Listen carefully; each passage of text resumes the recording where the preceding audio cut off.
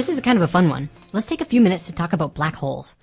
Truth be told, we don't really know a lot about black holes or singularities. Not naming any names here, but there are actually some scientific institutions that have published videos describing them as gigantic vacuum cleaners in space, or big sucking blob monsters that absorb everything in sight. But that's not really scientifically accurate because it has no structure to it. What we do know about them is rather interesting. With our modern mathematics and physics, we understand that at the center of the black hole is a space with zero volume and yet infinite gravity. Infinite gravity, so powerful that light itself cannot escape its pull. Infinity. You know what that means, right? It means that the speed of light isn't the fastest thing in the universe, as we have believed for so long. There's something faster, which has some relationship and connection to gravity. Whether faster than light is something specific to black holes, or if they're found elsewhere in the universe, that's not yet officially scientifically known. But I'd reckon that at the heart of light itself, inside the photon of light in the nucleus of a subatomic particle, at a level so small that our technology cannot even see, that infinity is also present. So I want to show you something interesting, and also a little funny. Just flow with me on this. It's pretty funny if we can lighten up about ourselves. See, it appears as though pictures such as this have been used for years and years to try and describe the structure of space and black holes. Among all of these pictures, there is this common trait that I saw in all of the diagrams. Yes, the space is curving, but the space is curving from a point of flatness. Over and over, all over the world, space-time is often described as if it's this big flat plane out in space, and that the planets, the stars, the black holes just sort of create gravity around the fabric of space.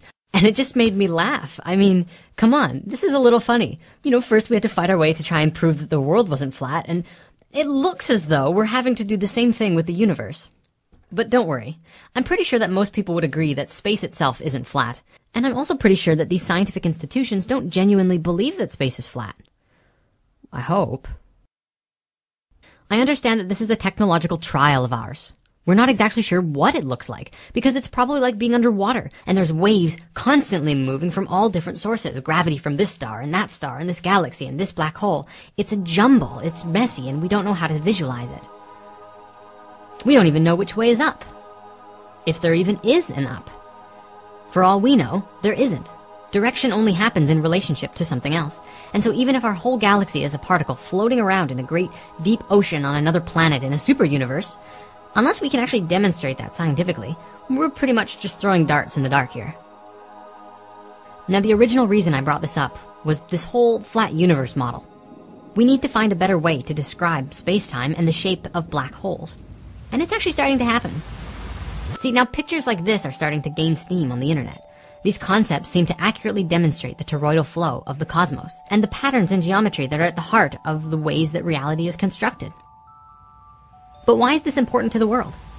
Honestly, I think it helps people see how these same patterns are present everywhere, from whirlpools, galaxies, atoms, and even in our own bodies. We grow and build a sense of connection with everything around us. Now, I want to present an idea with you. This is an idea that has sort of been mainstream-ish for a while, but it never really got the big attention from scientific institutions or the media because we have a hard time seeing this to be demonstrated out in the universe. At the same time, that's how we evolve in science, is we have to make predictions and then try and demonstrate and find examples of these things to see that they are in fact true. Or find the way in which it is true, how it does work. Just because this way isn't right doesn't mean that it can't work another way, such as this.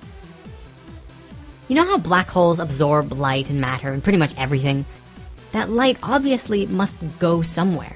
The laws of a toroidal field dictate that what goes in must come out, and what goes out must come back in.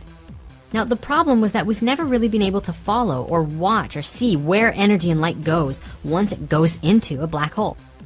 We are blind once things pass the event horizon. All we know is that the laws of physics break down, infinity becomes reality, and anything is possible. Some theories about this, as well as a beautiful demonstration by Neil deGrasse Tyson in episode 4 of The New Cosmos, discusses the idea of going through a black hole and coming out in another universe, or a parallel dimension. In the case of black holes, at the point of singularity, the fabric of space itself is said to break, and all of the different universes become connected. We can also imagine that perhaps small black hole vacuums are what creates stars. You know, stars form from collapsing clouds of space dust, and perhaps at the core of that fusing is that infinite space of fusion and infinity, the singularity. I know. What does it have to do with you, right? Everything. It has everything to do with you. And we're gonna get to that. We have a new episode planned for next week, so stay tuned. Oh, and if you haven't seen this yet, yeah. For me, I'm just in awe that there's so much about reality that we really don't know. The universe is so vast and so much greater than ourselves, and we're a part of that whole. We make it up, and without us, it would be incomplete. And that's pretty awesome.